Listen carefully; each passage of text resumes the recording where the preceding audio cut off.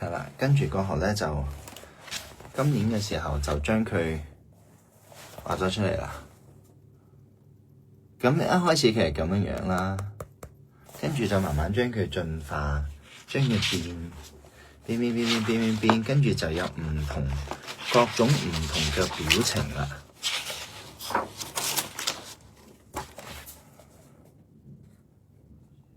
係啦，就將佢唔同嘅表情畫出嚟。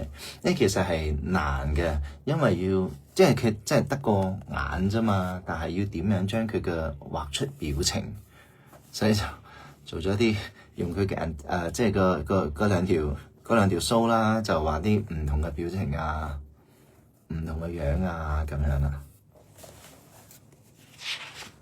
唔係啊，係畫廊，跟住亦都將巴啦啦嘅前後左右係啦，嗰個飛就咁樣嘅樣嘅。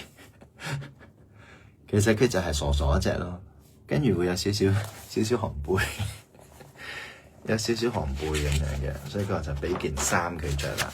所以呢個就係花啦啦嘅原樣喺度。跟住我哋本來咧係做咗幾個唔同嘅 design 出嚟嘅。本來咧係諗住係即係因為即係陀飛輪會有一粒呢個咁噶嘛，即係個陀飛輪。本來係諗住將佢咧企喺側邊咁樣望上去，跟住支針就一支係花，一支係屎咁樣嘅一個 feel 嚟去 try 去做嘅。但等咁樣嘅話咧，花啦啦就變得好緊要細隻啦，佢就會變得非常之細隻，同埋佢好難咁啱睇到，係啦，因為佢一定會遮住嘛，係啦。咁過後咧都有諗過，即係將佢飛上嚟啦，係啦，將佢飛上嚟啊，又或者將嚿屎變到好大嚿啊。但係過後就覺得咁個主角變咗係主角就變咗係隻屎，就唔係花。所以我哋經過一輪嘅，哎呀，整濕咗添個原稿，係啦，係好彩畫咗兩幅。經過一輪嘅呢個即係調整啦，全部嘢啦，咁就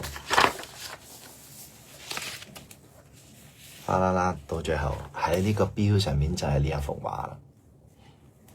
佢係畫緊落，係啦，畫板，跟住就捉住朵花，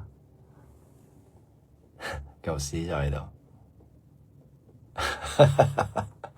係啦，所以佢就係一隻好勇敢去做自己，去玩，去做自己鍾意做嘅嘢，係啦，